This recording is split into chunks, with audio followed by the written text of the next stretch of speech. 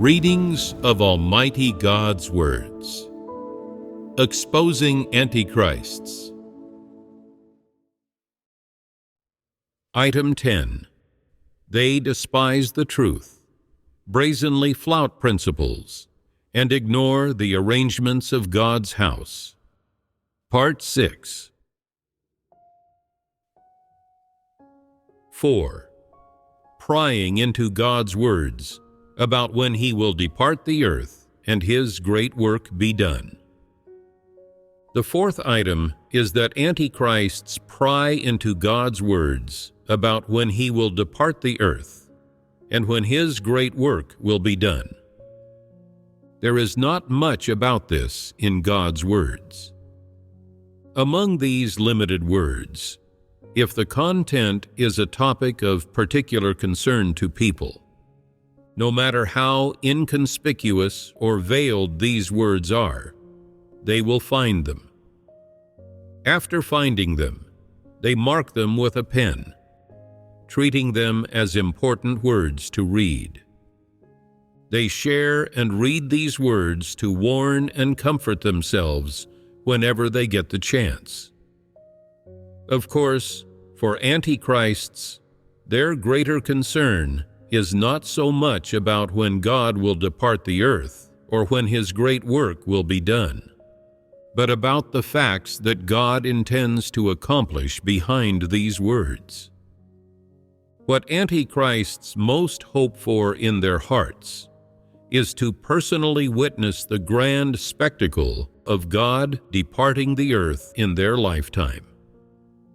This would mean that the God they have followed is the right one.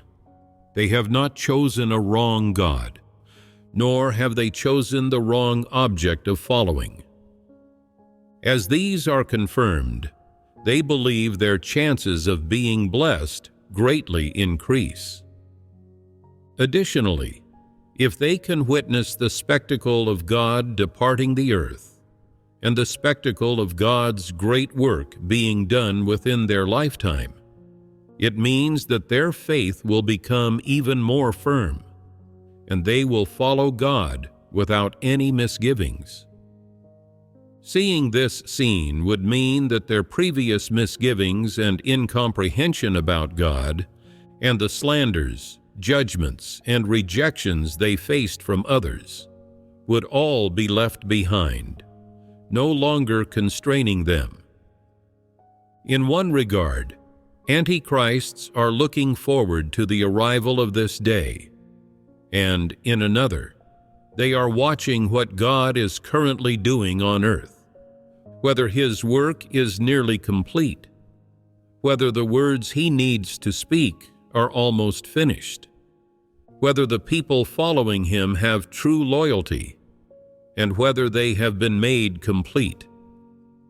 Observing the people who are now following Christ, Antichrists notice that most people have weak faith, often make mistakes in doing their duties, and many are frequently pruned because they revealed corrupt dispositions while doing their duties. Some are even sent off to Group B, isolated or expelled. From these signs, they feel, the day of God's great work being done still seems far off, which is very frustrating. But what can one do in impatience? What problem can it solve? Because Antichrists do not believe in God's words, do not accept the truth, lack spiritual understanding, and don't understand the truth, they cannot measure whether the effect God's work has on people is normal or not. They cannot wrap their heads around whether what God has done on people has indeed achieved any effect, whether God's words can truly save and transform people, whether people, while accepting these words, have undergone change, truly gained anything, or received God's approval, nor whether these people can enter the kingdom of heaven and receive blessings. and they cannot understand or explain the facts they observe with their own eyes. Every event they see, every event they think about in their minds, is shrouded in fog, impossible to dispel. These matters are all elusive and difficult to see through, difficult to comprehend. Do the events of God departing the earth and the completion of God's great work truly exist? Can they really come true? On one hand, Antichrists force themselves to believe that the God they follow is God. But at the same time, they can't help but doubt. Is he God? He's a human, isn't he? It's not good to think this way. Most people believe he is God, so I should too. But no, I can't bring myself to believe it. Where can I see that he is God? Can he make God's great work be done? Can he do God's work? Can he represent God? Can he complete God's plan? Can he save humankind? Can he lead people into a beautiful destination? All of these thoughts and more like them become unresolvable, unbreakable locks in the depths of Antichrists' hearts. They think, what should I do? Still, there's the highest principle. Wait and endure. He who endures to the end shall be saved. Although I don't pursue the truth, I have my own rules. If others don't leave, I won't leave. If others follow, I will follow. I will go with the flow. If everyone says he is God, then I'll call him God. If everyone stops believing and rejects God, then I'll follow suit. The law cannot be enforced when everyone is an offender, right? When they see the expansion of God's work reaching its climax, they secretly rejoice in their hearts. Fortunately, I didn't leave when I was most doubtful and weak. Look at what my faith has brought now. The day is almost here, and more people are following God. Especially overseas, people from various countries are investigating the true way, and the number of believers is increasing. God's house is producing more and more videos, movies, hymns, and testimonies, attracting more attention. Such results can't be achieved by any human. Only God's work can accomplish it. This ordinary person is most likely Christ, God. Since he is Christ, is God, then his words will surely come true. If his words do not come true, then he is not God. According to logical reasoning, this inference makes sense. It's correct. If he is God, there will be a day when he departs the earth. If he is God, he can have his great work done. Judging from all these signs, the people in the church following God are moving in a positive direction toward a good goal. Everything is quite ideal. It's all very positive and constructive. This is better than following worldly trends. There's no hope in pursuing those. It only leads to suffering, mistreatment, and ultimately destruction. If one believes in God, and they're able to witness the day he departs the earth and his great work is done, and can share in God's glory, what an honor that would be. Thinking about this, they feel, how am I so smart? I chose this path. Seems I'm the one with a high IQ and a strong intellect. They don't attribute it to God's grace, but to their own intelligence, their own cleverness. What a ludicrous idea this is. Antichrists think the matter of God departing the earth and God's great work being done is different from such matters as God's promises and blessings, His curses and punishment, and His prophecies about disasters. This matter can't be rushed. People need to have 12/10ths endurance and 20/10ths patience to wait for that day to come. Because when that day arrives, everything will be accomplished. If I can't endure now, can't bear the loneliness, and can't stand this suffering, then I'll be left out when that day comes. It's the final stretch now. After suffering so much, I'd be a fool not to endure a little bit more. So, for antichrists, there is only one way to see the arrival of that day. Wait obediently and patiently. Don't rush and learn to endure. They think, since I've chosen to gamble, I should learn to endure, because this endurance is not a small matter. If I endure to the end, once this matter is accomplished, what I gain will be a great blessing. If I don't endure during this period, then I will face great calamity. This matter can go one of two ways. It can either bring great blessing or great calamity. You see, antichrists aren't foolish, are they? They lack spiritual understanding and do not believe in the truth. They are disbelievers. But then, how can they analyze this matter so accurately and in such detail? Is this kind of analysis appropriate? Tell me, should people have such a serious attitude toward God's words?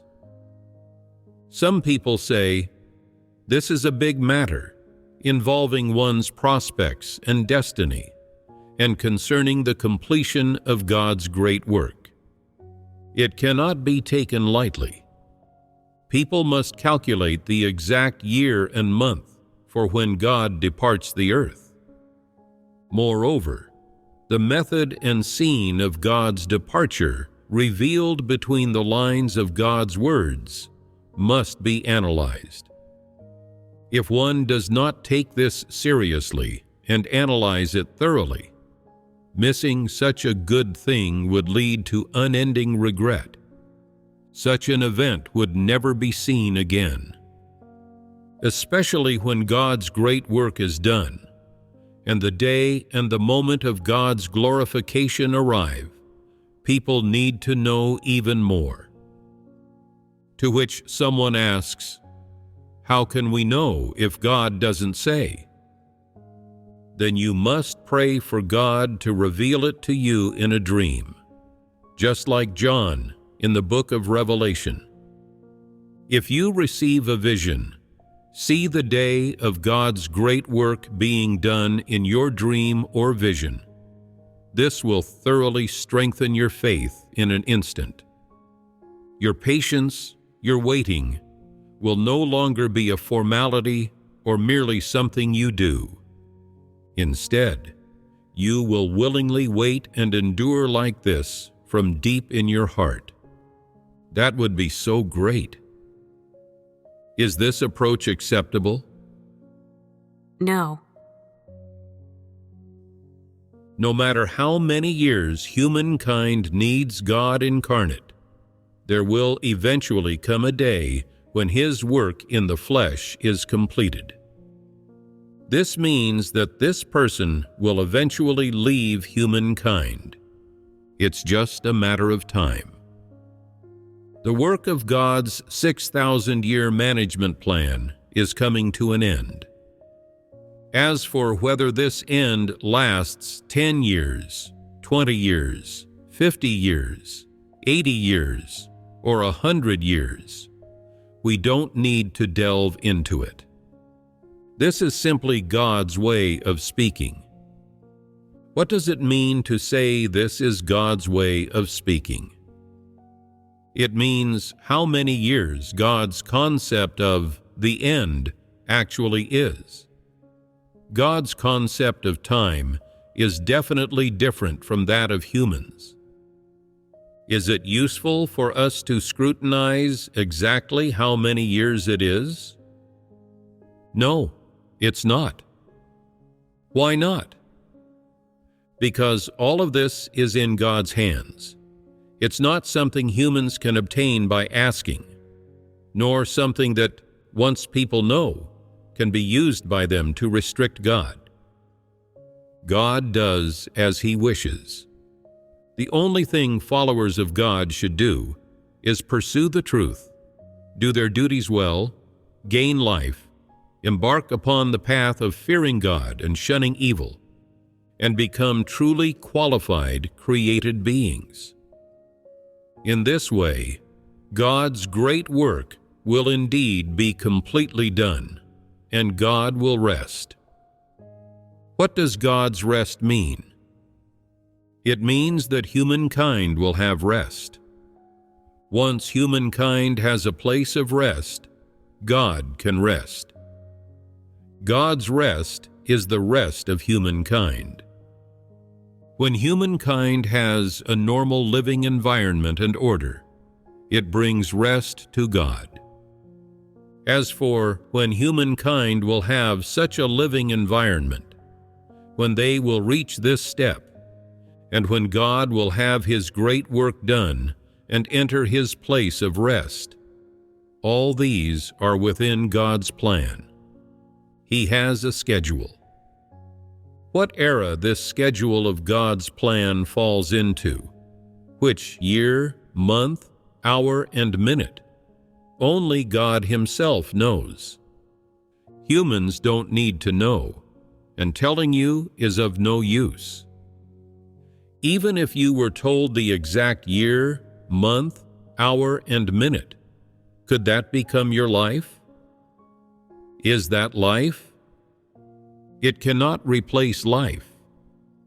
The only thing created beings should do is listen to God's words, accept God's words, and submit to God's words, becoming people who fear God and shun evil, but always wanting to scrutinize God's words, to pry into whether God's words come true, to check, analyze, and scrutinize the correctness of God's words. These are not what created humans should do. Those who insist on walking this path and doing these things are clearly not the created beings that God wants. They don't act according to His requirements, don't live according to the rules and regulations God has set for people. In God's eyes, they are enemies of God. They are devils and Satans, not the objects of God's salvation.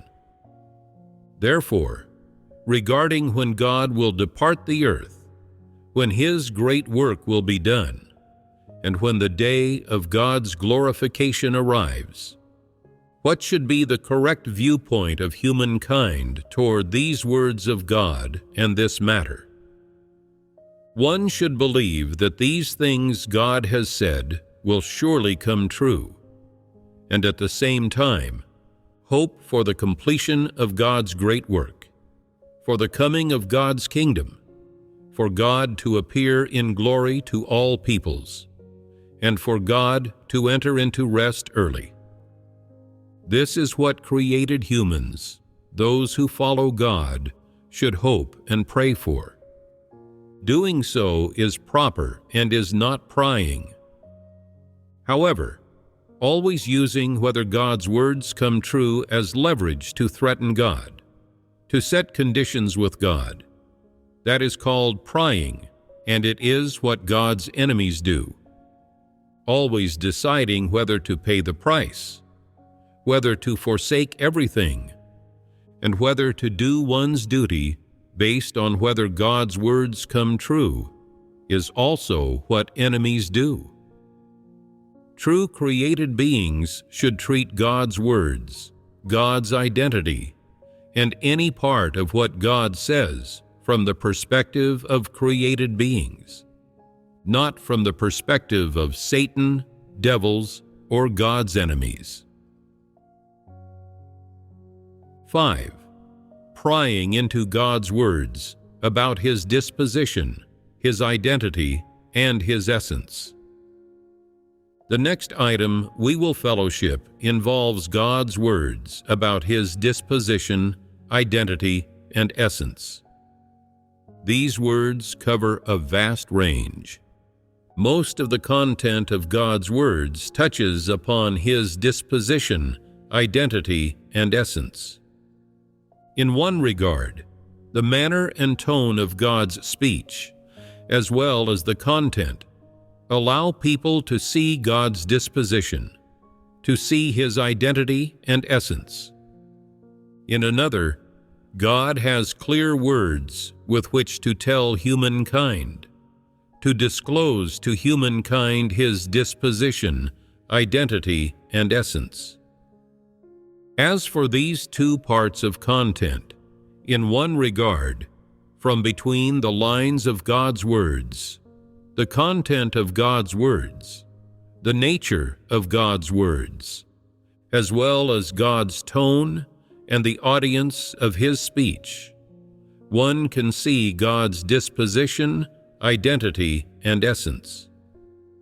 In another regard, God tells people with clear words what kind of disposition He has, what kind of identity and essence He has. These two parts of content are something that antichrists fundamentally ignore. They will not apprehend God's disposition, identity, and essence from these, and they certainly won't believe in all of this related to God.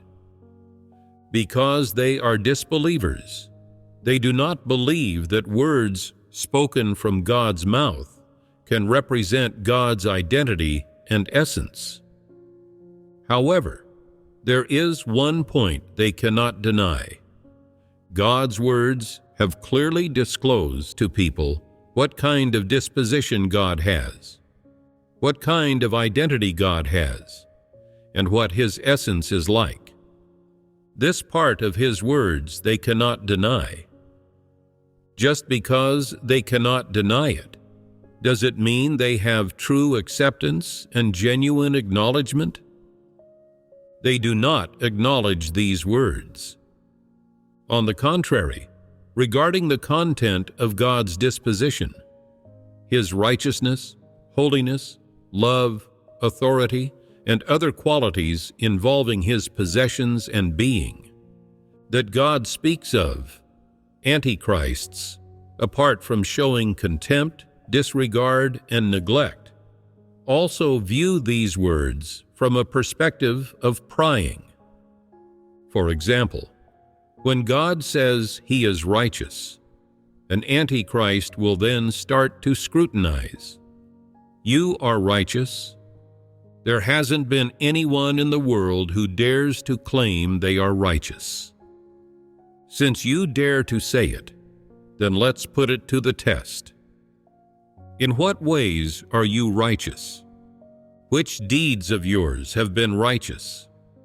I refuse to be convinced. If this statement is truly realized, if you truly perform some righteous act that makes me convinced, then I will concede that you are righteous. But if what you do leaves me unconvinced, then don't blame me for being blunt. I absolutely will not admit that you have a righteous disposition. Finally, the day they have been waiting for arrives. A certain leader, despite having paid a great price and suffered much, was ultimately identified as a false leader and dismissed because he was unable to do actual work. After being dismissed, he became negative, developed misunderstandings, complained, and had a lot of resentful and judgmental things to say.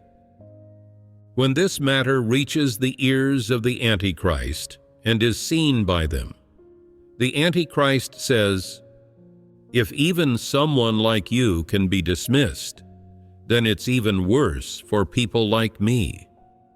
If you have no hope of being saved, if you are not in line with God's intentions, then who can be in line with God's intentions? Who else can be regarded by God?" In one regard, the Antichrist defends and demands justice for the false leader.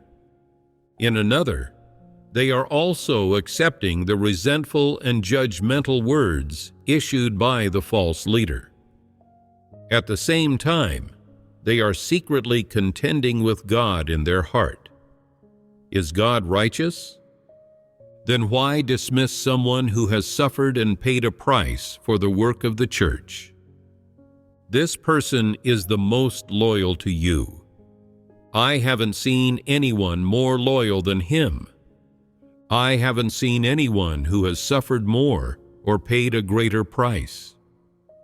He gets up early and goes to bed late, endures illness, puts aside his feelings for his family, and puts aside fleshly comfort and the prospects of the flesh, risking his life to work for you.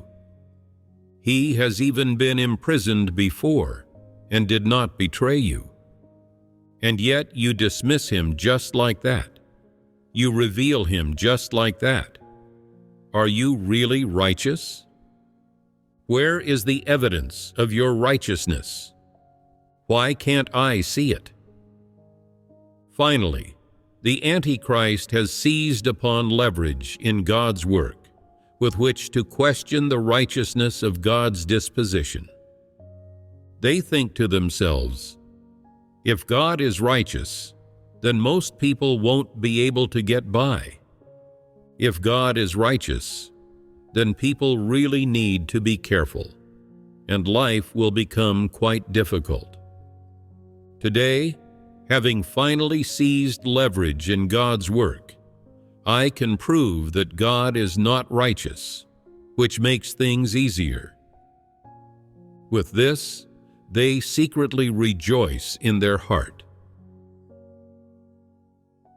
God's chosen people, in following God, have always suffered suppression, arrest, and brutal persecution by the great red dragon.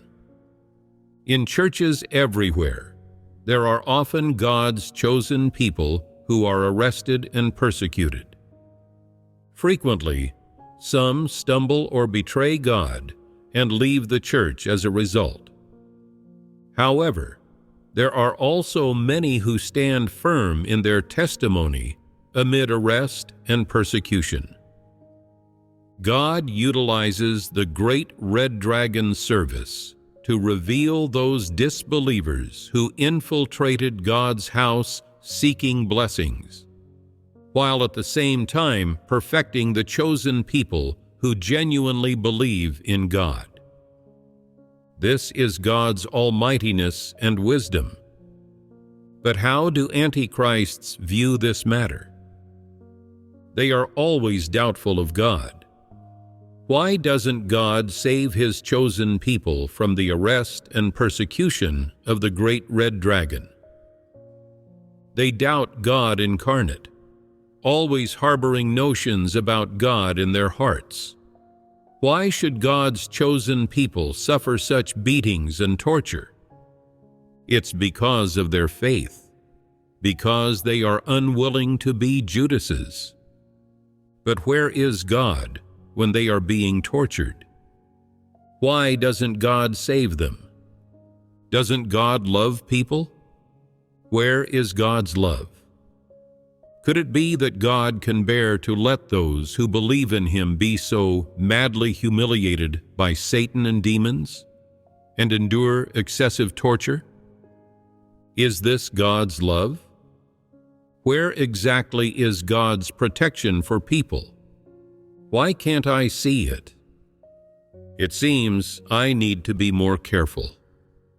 Not only can God not keep people from temptation or danger, on the contrary, the more one pursues, the more one has the will, and the more one follows God, then the more they face trials, and the more likely they are to suffer pain and torment.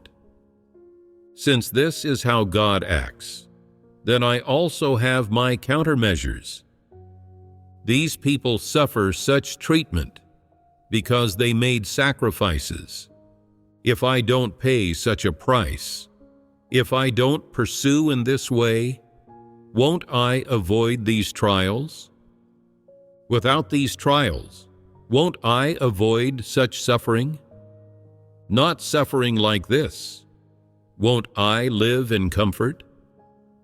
If I receive blessings all the same, why would I be so foolish as to let my flesh suffer all kinds of torment and pain? God says He loves people, but I cannot accept this way of God's love. You can all interpret it however you like. It's none of my business. I won't accept it. I need to lie low. I need to skirt around a bit. I need to be careful and on guard. I can't let God catch me and put me to work.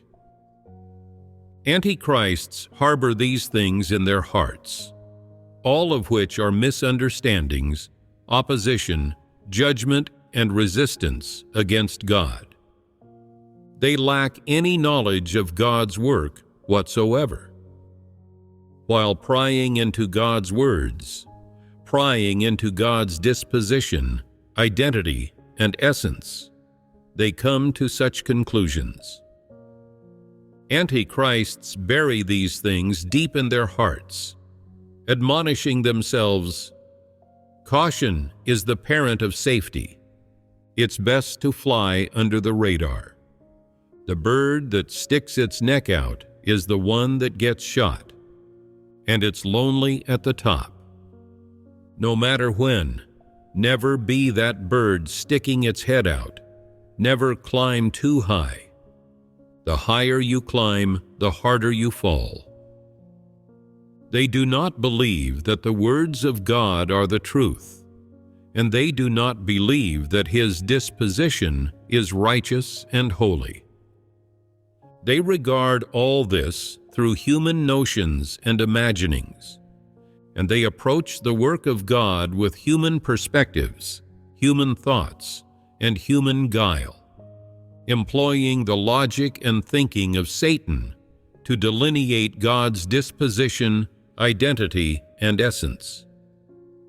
Obviously, not only do antichrists neither accept nor acknowledge God's disposition, identity, and essence. On the contrary, they are full of notions, opposition, and rebelliousness toward God, and have not the least shred of real knowledge of Him. Antichrist's definition of God's work, God's disposition, and God's love is a question mark, dubiousness, and they are full of skepticism and full of denial and slander for it. So what, then, of His identity? God's disposition represents His identity. With such a regard of God's disposition as theirs, their regard of God's identity is self-evident. Direct denial. This is the essence of antichrists. Regardless of which part of God's words antichrists approach, regardless of which part of God's actions they approach, whether it is God's actions in all things or in specific individuals, they always use human perspectives and Satan's logic, as well as the methods of knowledge and logic, to infer and judge, instead of approaching them as the truth and in a manner of acceptance. Therefore, regarding the words about God's disposition, identity, and essence, and regarding the flesh in which God is incarnate and God's Spirit, the approach of Antichrists is actually the same, with no difference. In general, everything that involves God Himself, everything about the Creator, is subject to their prying, and then conjecture, scrutiny, and analysis, ultimately leading to conclusions of denial and slander. No matter from which angle or in what manner Antichrists approach these words of God, why are the conclusions they ultimately draw always those of condemnation and slander? Why do they end up with such conclusions? Could it really be the case that among created humankind, there isn't anyone who can take God's words as the truth? Is this an inevitable outcome? Is this because of God? No. Then what exactly is the reason? It's because people have a nature that resists God. Everyone has a nature that resists God. Why is it that after reading these words, some people can recognize them as the truth and accept what God says, while others can deny, condemn, and slander them? This clearly shows a problem, indicating that the essence within people is different. Antichrists, in their treatment of God's words, fundamentally and subjectively do not truly accept them. They come with opposition and testing. You say you are God, then I need to see in what ways do you resemble God. You say you possess the disposition of God and have divinity, then I need to see which of your words confirm that you possess divinity and that you have the disposition of God. What deeds of yours confirm you have the identity and essence of God? Have you performed signs and wonders, or healed the sick and cast out demons? Have you cursed someone and they died immediately? Have you raised anyone from the dead? What exactly have you done that can confirm you possess the disposition of God, the identity and essence of God? Antichrists always want to see these things beyond the truth, the way, and the life, using these things to confirm God's identity, to confirm that the one they follow is God. This starting point itself is wrong. What is the most basic thing that can represent the identity and essence of God? God is the truth, the way, and the life. This is the most basic thing. Why do Antichrists fail to comprehend even this most basic thing? This is the topic we need to discuss. Antichrists despise the truth and positive things. They are averse to the truth and all positive things. They hate the truth and positive things. In all of God's words, they don't see which words are the truth or positive things. Can their demonic eyes see this? Without seeing it, can they acknowledge it? Their failure to acknowledge these words as the truth means they cannot acknowledge God's identity and essence. This is certain. Antichrists, in approaching God's words about His disposition, identity, and essence, use the same approach as they do with other words of God, calculating, plotting, and pondering in their minds. If something God says from His identity as God immediately comes true, their attitude changes right away. If God as God says something or does something that gives them leverage, they also have a corresponding countermeasure, and their attitude changes immediately again. It is they who condemn God, and also they who say God is like God.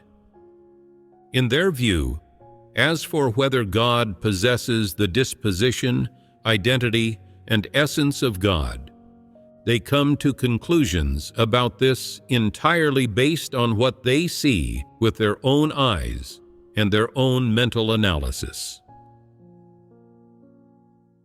In the past 1 or 2 years, the church has made some experiential testimony videos.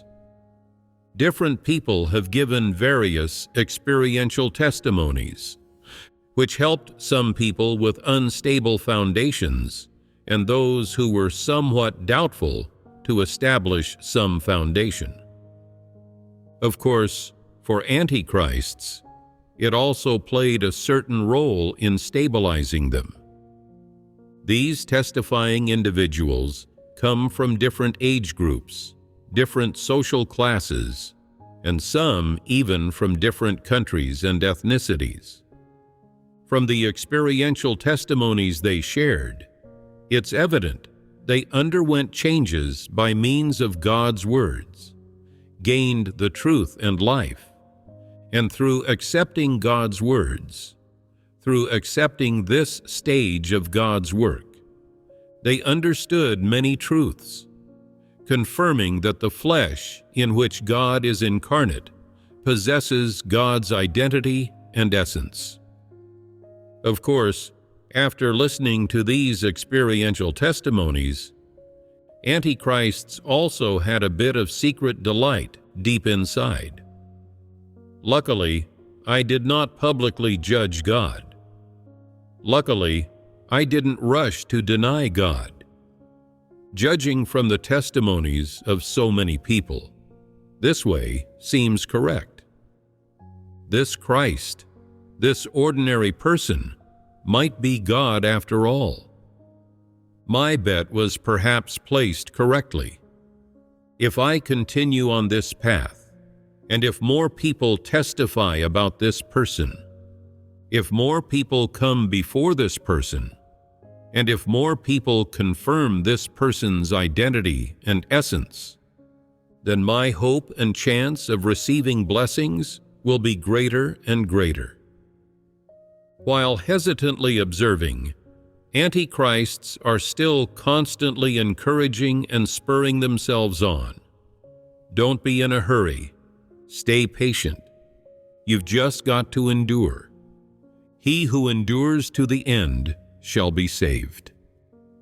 Judging from the current various signs, from the scale and momentum of the church now, more and more people are able to stand up and testify about this God, confirming that this way is correct. So why would I be so foolish, rushing to stand out and deny it? Don't do that. Don't be foolish. Wait another 3 to 5 years. If more people, more prestigious and knowledgeable people, people with social status, provide stronger evidence to confirm this ordinary person as Christ, or if more people with worldly renown and status join the church, and if the church's scale expands more globally, won't I gain something then? Won't I then have gained a great advantage? If the church has power, won't I have power too? I absolutely must not leave. If all of this is right, if this person truly is God, and if I now reject or deny him, then I'll miss out on all these blessings. I have to bet everything on this person, who he is in his identity and essence, whom his disposition represents. I don't care about that. What concerns me is whether more and more people are following him, whether the power and scale of the church are increasing. If it develops in a good direction and can grow even bigger in normal circumstances, then I don't need to worry about my prospects. If he really is the flesh in which God is incarnate as prophesied in the Bible, then I will be hugely blessed, greatly advantaged. Every time they think of this, Antichrists find some comfort and joy in their hearts. How about that? Even without believing that God's words are the truth, I can still receive blessings. Without believing that all of God's deeds are righteous, I can still stand firm. Without believing that God can save people, I can still survive. Without believing that God observes the innermost heart of man, I can still do my duties in the church normally. I don't believe in God's almightiness and authority. I don't believe that everything God does is meaningful. And I don't believe that God reigns sovereign over all things and the fate of all humankind. I don't believe any of this. And what of it? I don't believe in God's identity and essence, yet I can still muddle along in the church. Isn't God righteous? I'll just muddle through. I'll drift along in the church like this, just enduring. Who can do anything to me? Can't I still endure to the end and certainly be saved? What do you think? Can Antichrist's wishful thinking succeed? When the day comes that they truly see God's righteous disposition, where will they be? When they are made to truly acknowledge God's identity and essence, to admit that God is righteous, when they are shown that God is indeed righteous, where should they be? Can they really be saved? Can their endurance truly be effective? Can they really muddle through? Can their endurance, their compromises, their steadfast enduring of hardships, their shrewd intelligence, really negate their evil deed of prying into whether God's words come true? Can their wishful thinking, countermeasures, conspiring, plotting, and everything they have planned in their hearts, along with their prying into things concerning God, truly replace their pursuit of the truth?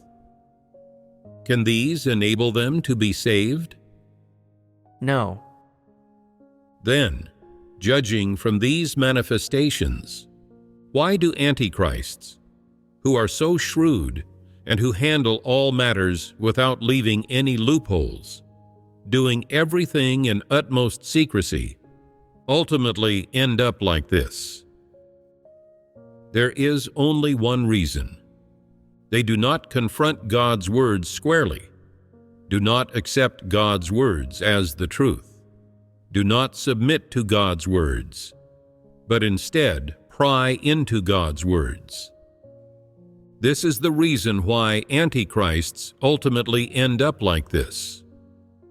You all understand this, right? Although I haven't told you how to act or how to treat God's words, through speaking these facts and dissecting the viewpoints of antichrists and their attitude toward God's words, you all know what kind of attitude toward God's words and what kind of attitude for comprehending God's words are the most correct and the attitudes that a created being should have, and that having these attitudes is what a created being should do.